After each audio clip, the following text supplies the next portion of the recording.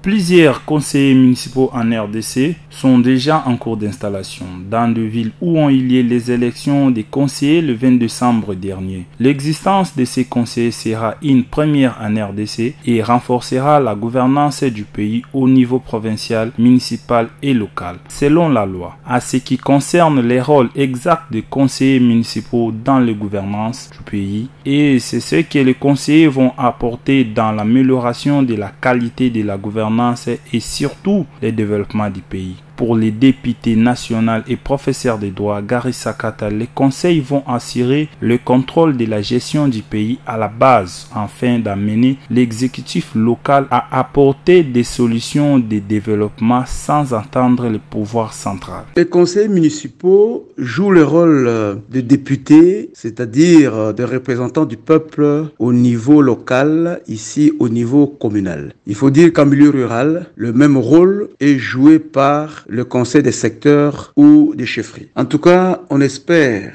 dans le chef de conseils municipaux un contrôle plus accru de l'action exécutive à partir de la base en vue d'une gestion parcimonieuse des recettes locales.